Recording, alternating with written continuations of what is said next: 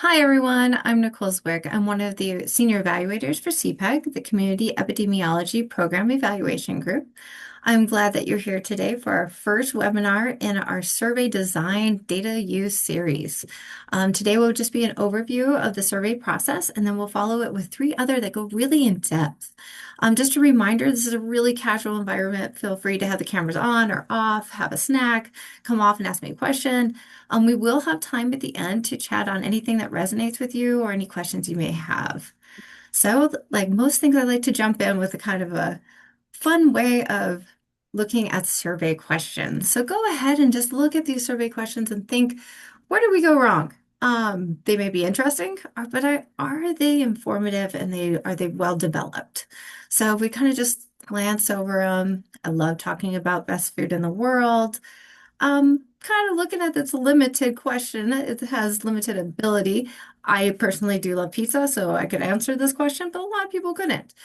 What is your age? You've probably been asked this a million times, but the categories can make a difference, right? We may not want to actually respond into these categories.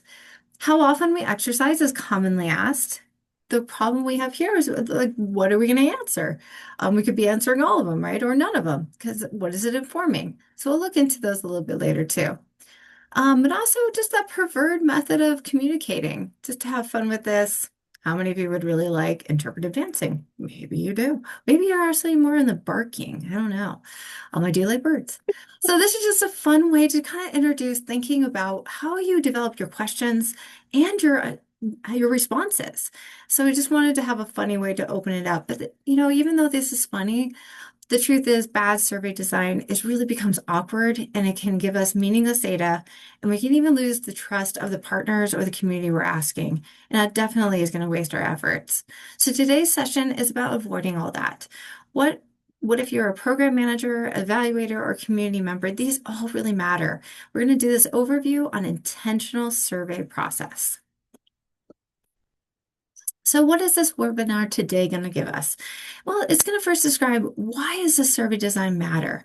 Understanding how thoughtful survey design really drives meaningful, actionable data, and how poor design leads to bad decisions and even harm within our communities and partners. We also want to recognize some of those common survey pitfalls. We're just going to really identify them today and just a couple to show that you need to be aware of these things. And then we're going to think about how that's going to be addressed in future webinars we're going to be giving that really dive into how to fix them. And then really understanding that full survey process. No matter what kind of survey you're doing, it's really helpful to know the life cycle, and our upcoming surveys or upcoming webinars are really going to help design, deploy, and understand your data of the survey. And really important for the tobacco work. So we're going to dive in first. Why is conducting a survey important? Surveys are much, much more than collecting data. They really help us move from assumptions to informed, evidence-based decisions. When done intentionally, surveys allow us to really tailor tobacco control efforts to really fit our community needs. So first things we can think about. First, we can help understand the readiness. Are communities and partners prepared to adopt a tobacco policy or launch a cessation campaign? We can track changes over time, measure our shift in tobacco uses, the perceptions that are out there, and really understand what's going on.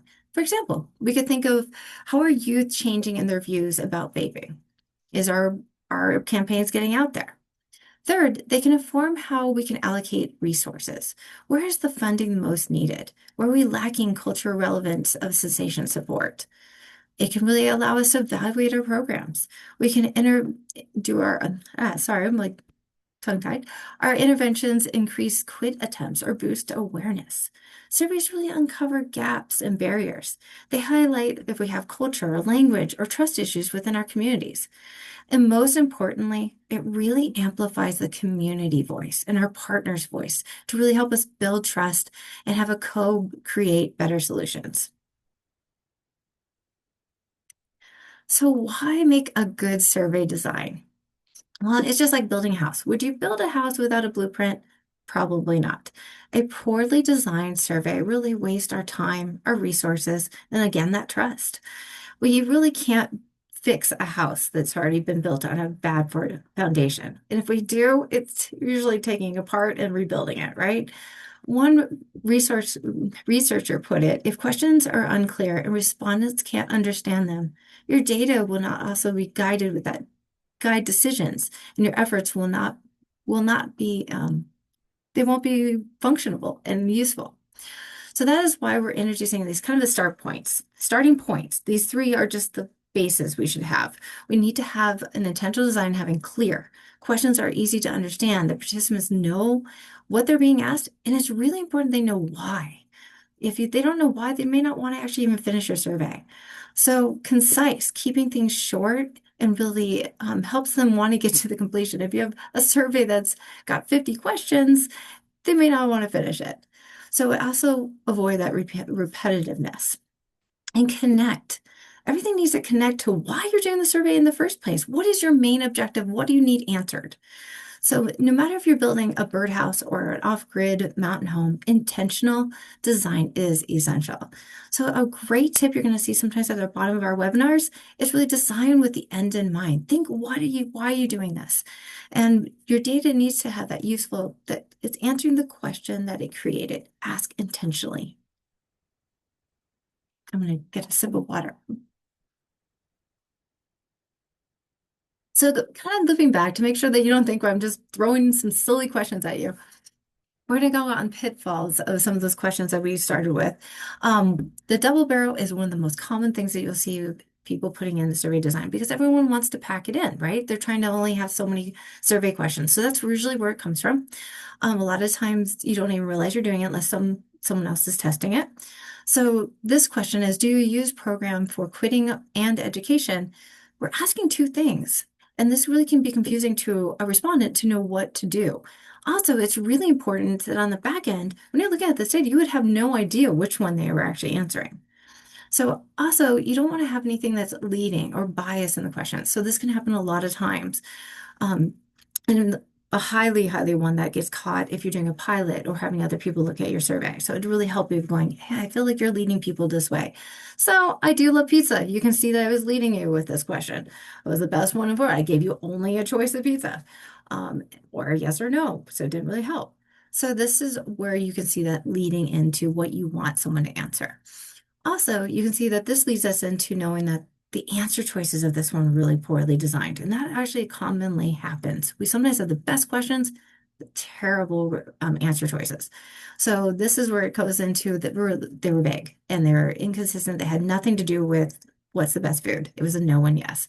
And when we go down to the question on how often do you exercise, that again is a great question, but our responses don't give us anything. They're very inconsistent and unclear because we jump all over the place from a day of the week to something about the economy that maybe they don't have money.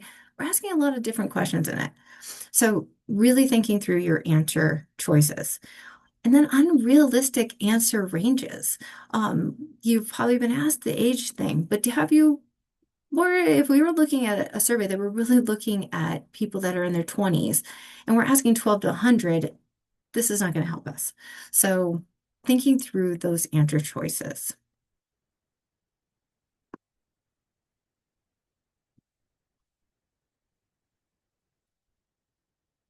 So we wanted to look into the survey life cycle. So we broke it into three nice kind of sections, and that way we can do really deep dives into these areas. And so really, no matter if you're running a quick pulse survey and you're within your team, maybe trying to find that day of the week to come in to have a team meeting, or if you're launching a large scale statewide initiative that you need 30 questions on smoking behaviors. A life cycle applies everywhere. It's flexible. It's a framework that can be helped to really ensure the survey is thoughtful, effective, and actionable. So these three parts are the intentional survey design, which I think we all kind of think through. And that's really some highlights here. Land with purpose. I keep saying it. I know, intentional. Write good questions and answers. And think like the respondent. So you need to have people reviewing it and looking at that. Collecting with care really is taking time to even train your team. We're going to talk about that. Test your tools and manage responses and integrity. And then we have that analyzing and disseminating. What do we do? How do we interpret? Every single part of this really shows you the part of getting what you can get out of intentional to survey design. And so we have an amazing expert team. I don't know if you know, but CPEG has its own survey research unit. It's our SRU. They are the seasonal experts in this and way beyond knowledgeable than me. I'm just a surface here. And really, they're going to be giving us all of that deep dive in important information for these next webinars. So I really encourage you to show up, listen to them. They'll also be posted on our VAB resource page. So each session will have practical skills and really diving deep.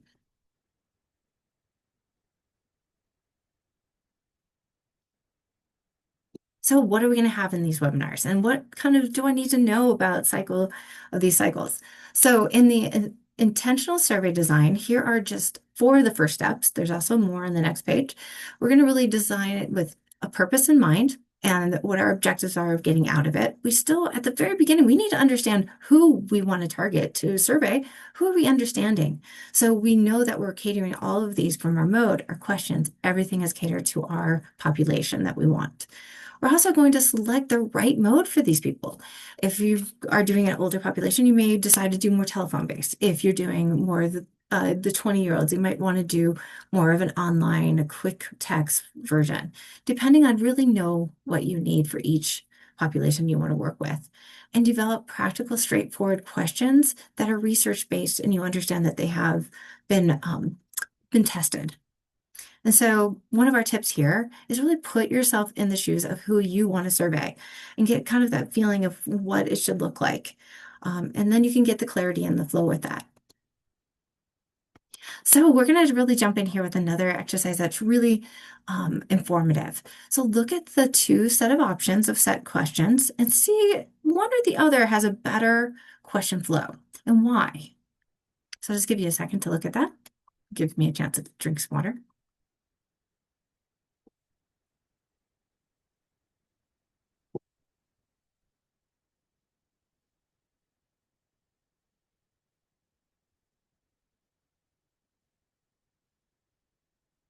So as you're looking at these options, the questions are really nice. They're clear. The answer choices are really nice and clear.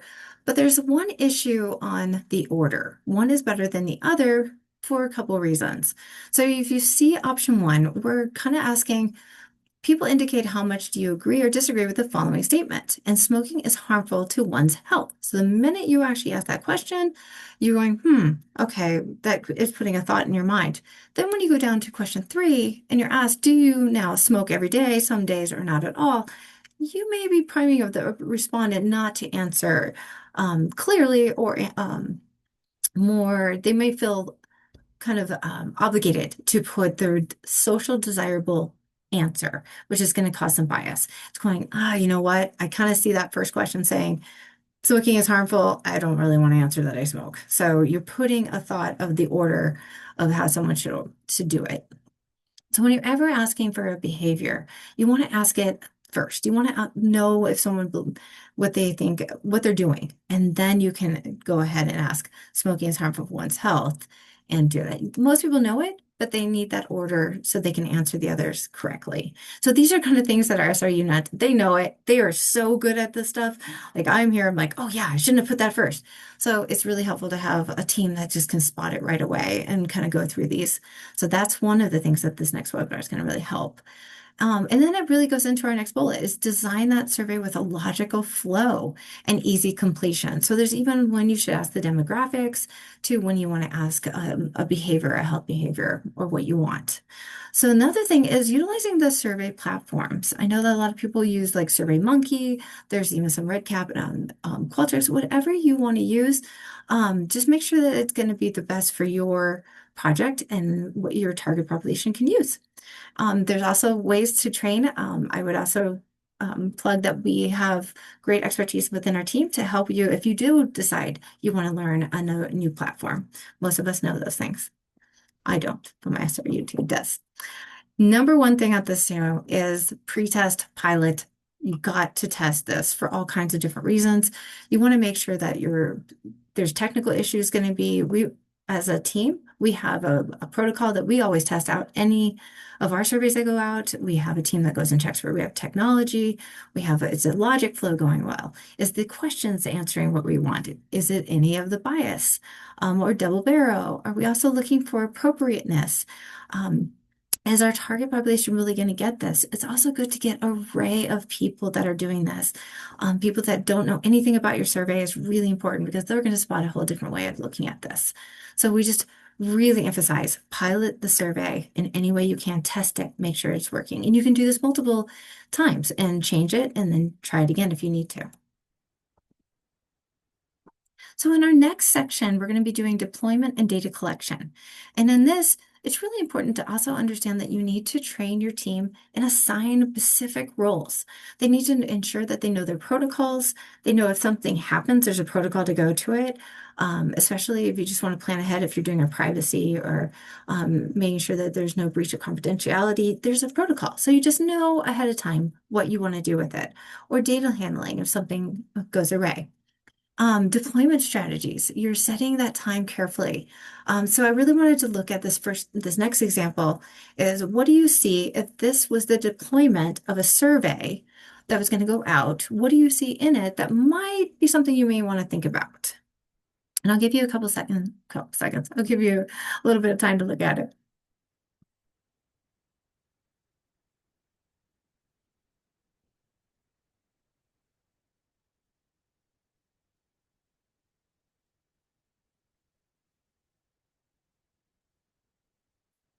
So as you're looking at this timeline, most people think about November, at least I do, because I'm always thinking of food, it seems like. Really, that's Thanksgiving time. So you're going, oh, I'm doing a survey over Thanksgiving. What effects is that going to do on it? So you got to think about holidays. And if you're working with schools, it's really important to think about key points in those times too. Like a starting of school is really hard, and ending of school is really hard for them. Breaks, winter break. So this is the same concept. It's a holiday. So you may have some people not being able to do the survey. Also, these are the times where people do extended vacations or extended time off. So they may not want to answer your survey if you're doing it at this time. Also think about summertime for school. Sometimes you can't get the people to respond as well. It's also looking at if you also see that there's reminders, which is another key thing that you'll learn in some of our next webinars, is giving reminders to people to complete it. It's really important, but it's also really important. This was also a really good tip that I got pointed out as when are you doing those reminders? And if you actually look at one of the reminders, it's only like 2 days later, you have to have it closed. And so it's like, oh, I got this reminder and oh, it's already closed.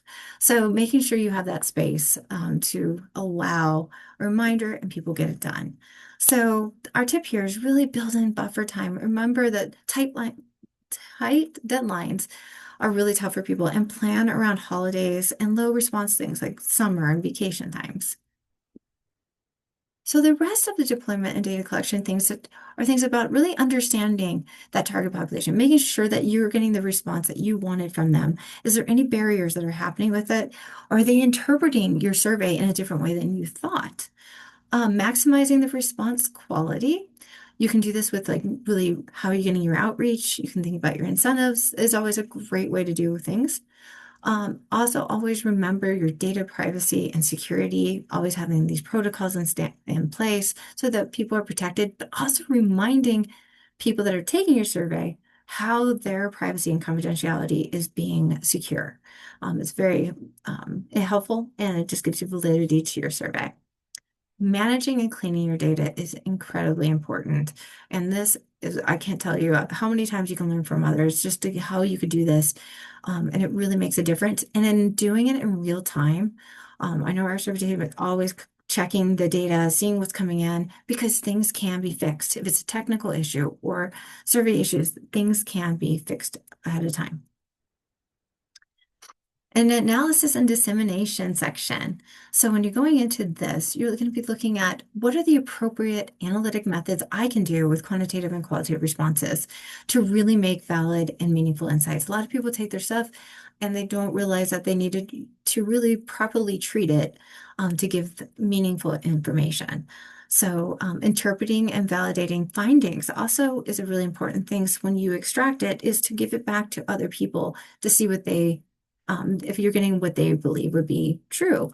It's kind of a cross check, making sure that they're valid, and trusted colleagues can help with this, partners can help with this, and the people you survey can, kind of making sure that you have the right things said. And then next time is really exploring how you would report it and disseminate that information. Not one size fits all. I know you hear me always say that. There's different formats, different ways you can present it. But it's really, no matter how you do it, it's really important to give back that data to the community, the partners, the people that have taken the survey.